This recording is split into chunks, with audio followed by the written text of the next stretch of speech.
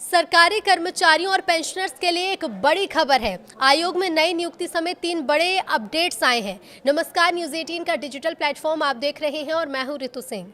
8वें वेतन आयोग पर हाल ही के 3 बड़े अपडेट्स आए हैं जो करोड़ों केंद्रीय कर्मचारियों और पेंशनर्स के लिए काफी महत्वपूर्ण है। एक कर आपको तीनों बड़े अपडेट्स के बारे में बताते हैं। तो केंद्रीय कर्मचारियों और पेंशनर्स के लिए एक बड़ी खबर है। उनकी सैलरी और पेंशन बढ़ोतरी के लिए महत्वपूर्ण 8वें वेतन आयोग की तैयारियां तेज हो गई हैं।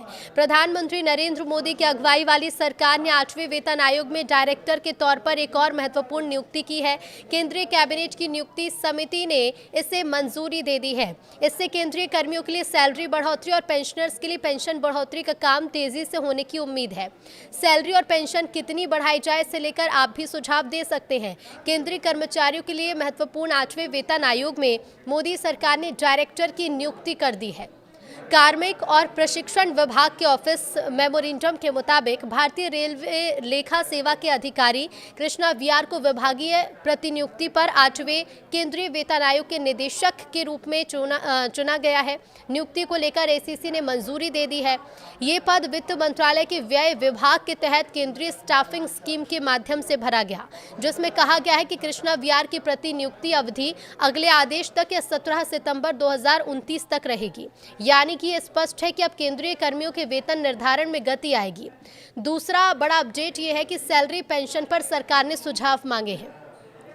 केंद्र सरकार ने 8वें वेतन आयोग की आधिकारिक वेबसाइट लॉन्च कर दी है, जहां केंद्रीय कर्मचारी, पेंशनर्स और मंत्रालयों से सैलरी, पेंशन इंक्रीमेंट और फिटमेंट फैक्टर जैसे मुद्दों पर सुझाव मांगे गए हैं। आयोग ने स्पष्ट किया है कि सुझाव देने वालों की पहचान गोपनीय रखी जाएगी। सुझाव भेजने की आखिरी तारीख 16 मार्च 2026 है और सुझाव भेजने के लिए आपको सिर्फ MyGov पोर्टल पर जाकर ऑनलाइन फॉर्म भरना होगा। आप MyGov की वेबसाइट पर दिए गए लिंक पर ही जाकर क्लिक करके 18 सवालों वाले प्रश्नावली में अपने सुझाव दर्ज करा सकते हैं। आयोग ने ये कहा है कि सुझाव केवल इस ऐप के जरिए ही, इस वेबसाइट के जरिए ही मान्य होंगे। ईमेल या किसी अन्य माध्यम से भेजी गई किसी भी राय को स्वीकार नहीं किया जाएगा। ऐसे में तीसरा बड़ा अपडेट क्या है वो भी जान लीजिए। तो संसद में सरकार ने एक बड़ा अपडेट दिया है।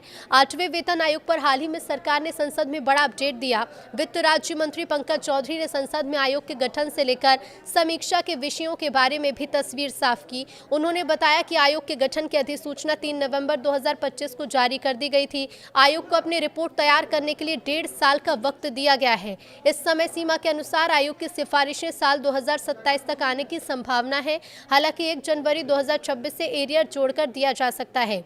आयोग केंद्रीय कर्मचारियों और पेंशन भोगियों के वेतनमान, भत्ते, पेंशन स्ट्रक्चर और सेवा शर्तों की व्यापक समीक्षा करेगा। हालांकि सरकार ने अभी तक सिफारिशों को लागू करने के लिए कोई भी चरणबद्ध रोडमैप जारी नहीं किया है।